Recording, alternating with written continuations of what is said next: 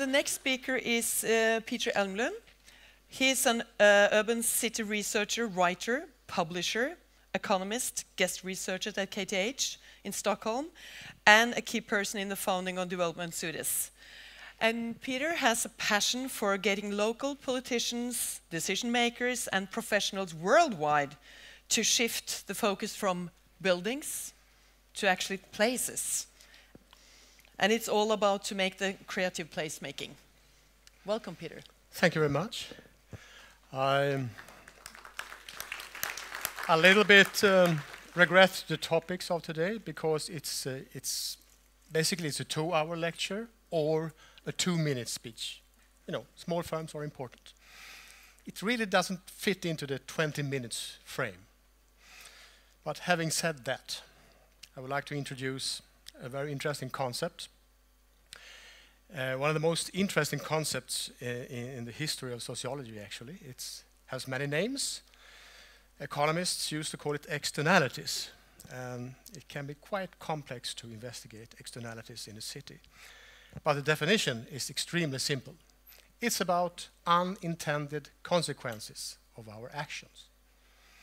Most things in life are actually about unintended consequences. We have positive and negative, of course, outcomes of them. I will refer to externalities today as positive things. Makes it easier to talk. So, if we, for example, are the owners of a house in a black and white street, and we decide to add some color, maybe some yellow color, we will raise the property value, probably. But at the same time, we will raise the property values for our neighbors. That is an externality.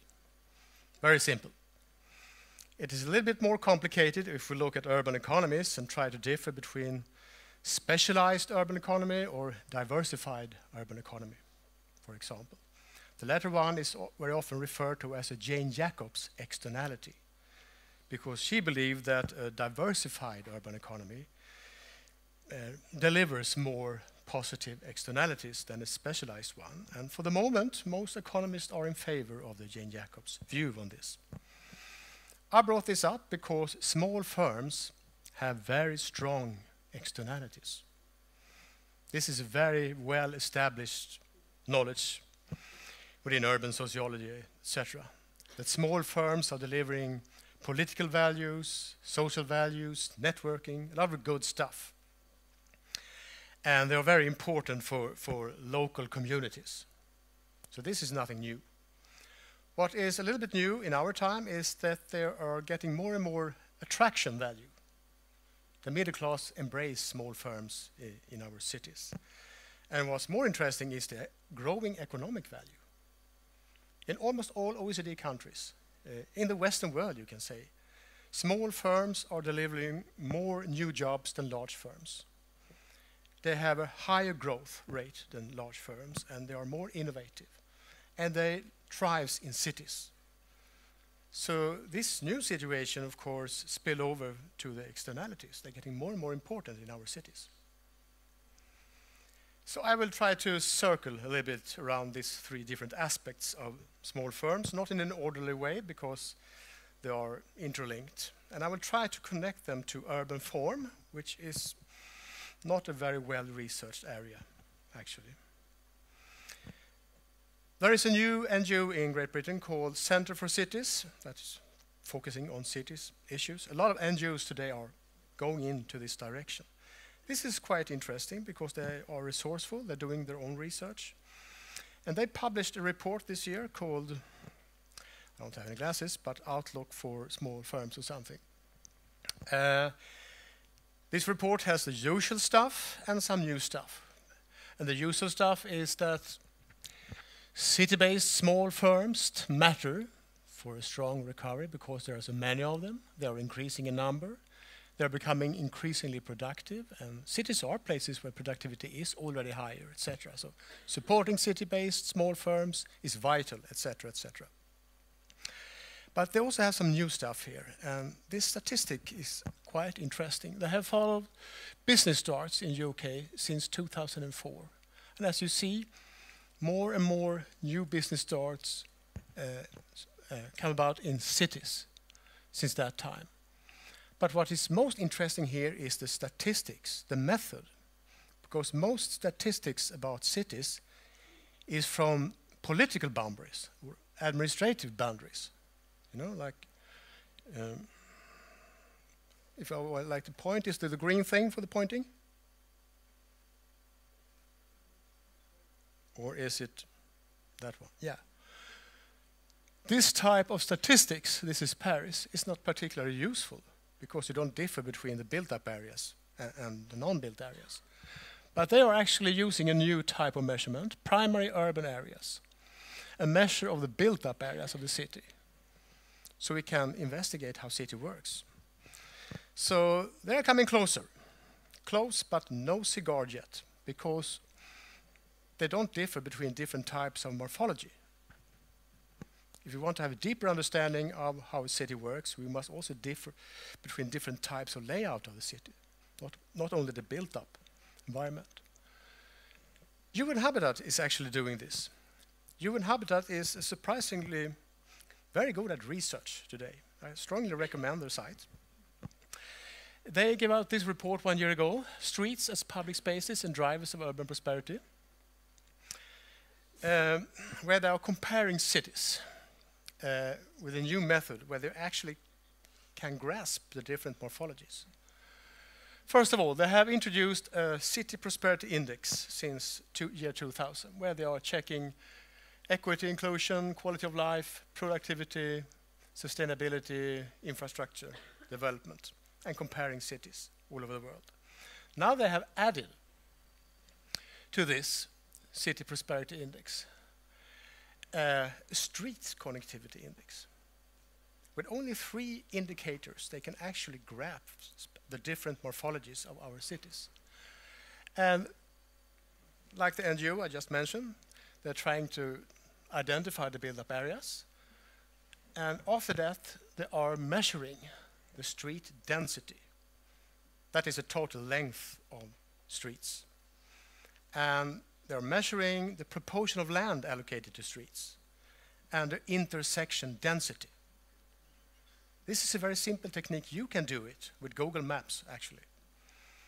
And now we can identify the differences between, for example, the traditional city structure and the modernist. And we found that almost all traditional cities have more than 30% allocated land to streets. Manhattan has 36%, while the modernist one has about half.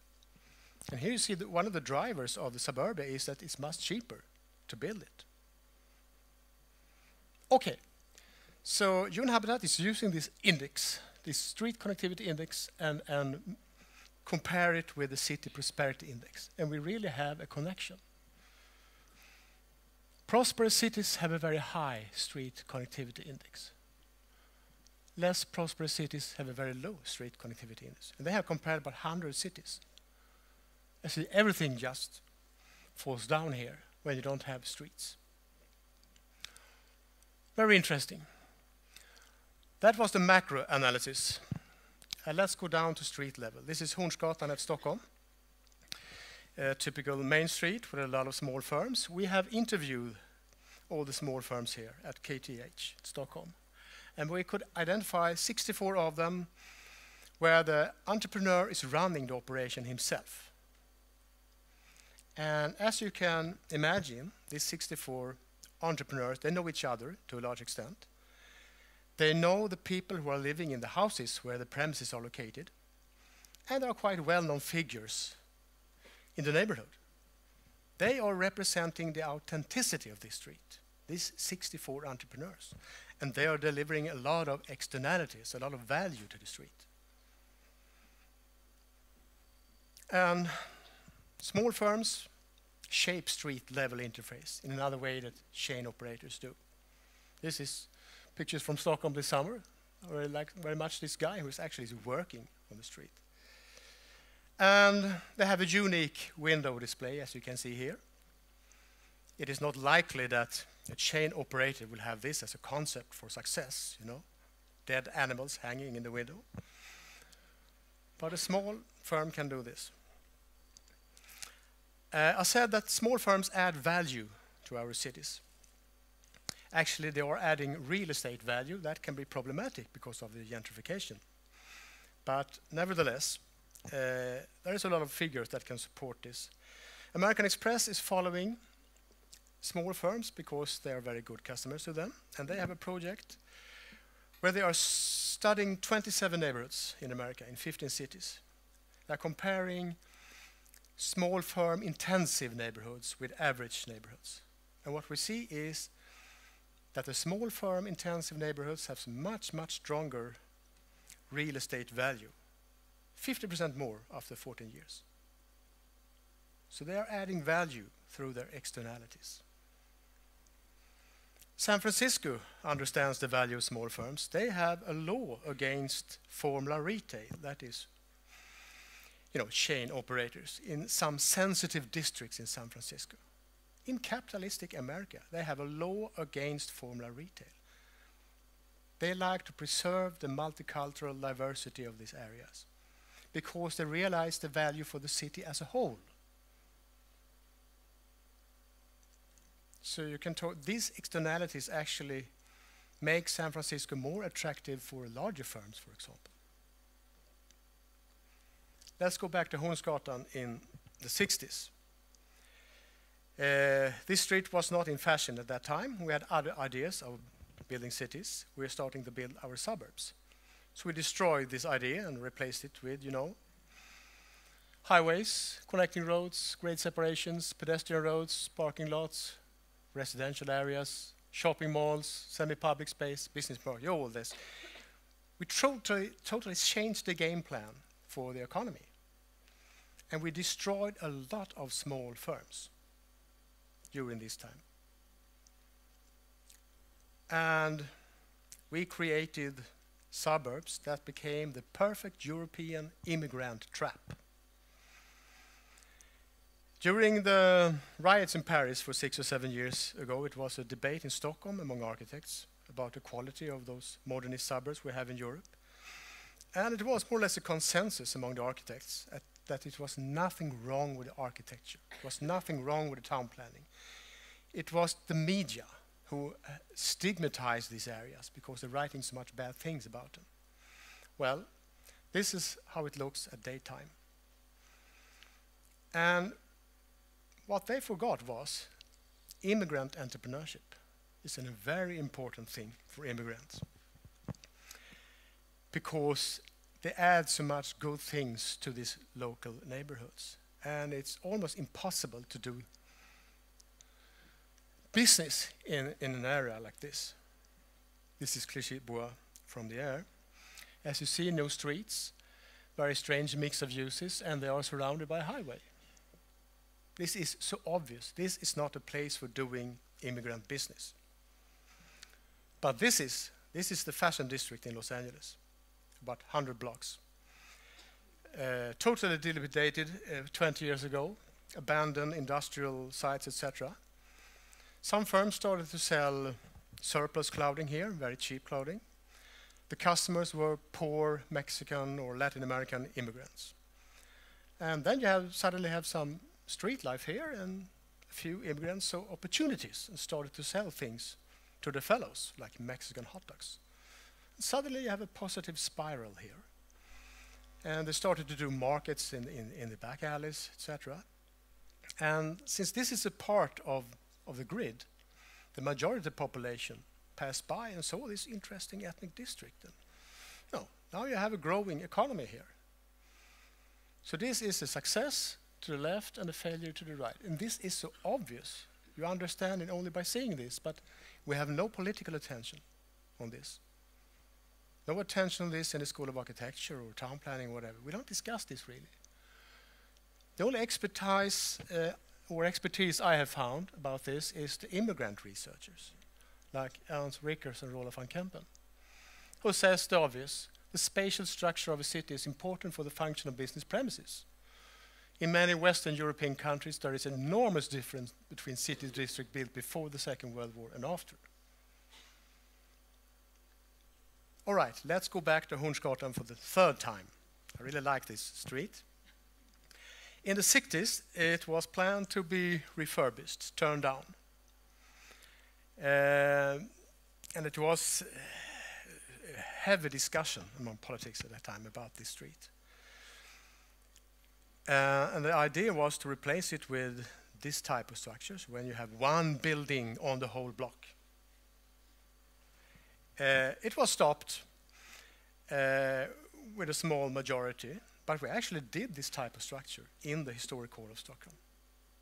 Today, we have some progress in the Swedish town planning system. Today, the usual idea is to have 2 buildings on block. That's what we have today. We're building Djurgårdsstaden or whatever. An amazing progress, yes? But still not a street. Of course, sometimes we have some activities at the bottom. Maybe in next 50 years or something, we will be able to have maybe 4 or 5 buildings on the street. And with some architectural variation and some trees, we have a street again. How difficult can it be to build a street? We can do skyscrapers.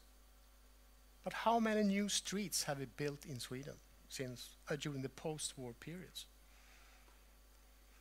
And this, of course, is the utopian for me. This is the Amsterdam or Manhattan model, where you have plot size that are 6 meters wide or 12 meters wide or something, which is an extremely good habitat for small firms. And since we know they are important for the economy, we should discuss this. So this shift of plot structure could have an enormous impact on our society. Let me just finish up this. We'll give you some idea what will happen if we start to build fine-grained plot structure. Well, it's easier to mix people with different background. It's difficult to mix people in the same building. We know that, but if you have different buildings, much easier. It's easier to mix tenure. It's easier to adapt the building to new uses. It's easier to demolish them because they're smaller. And you would have fewer dwellings on the entrances if you build like this, which will decrease the anonymity on the street. You will have more entries to the street, which makes it safer. And you can have many owners on this street suddenly. This will have a great impact on our society if we have many owners of properties instead of a few. And you are spreading the economic risks for having a premise at the bottom. If you only have one premise in your house, it's not that big deal to have a premise than if you have to own the whole block. And you can have a fantastic variation of architecture. And you will have a more attractive environment for pedestrian, and you will create a heaven for small firms, actually. Just with this simple shift of plot structure. So, to finish up this, how come that Great Britain has a strong immigrant economy than Sweden? Well, in Sweden, most immigrants live in large-scale housing areas. In Great Britain, they're living in inner-city neighborhoods. Isn't it amazing that we don't discuss this type of issues in town planning architecture? It's not really on the board. Okay, thank you very much.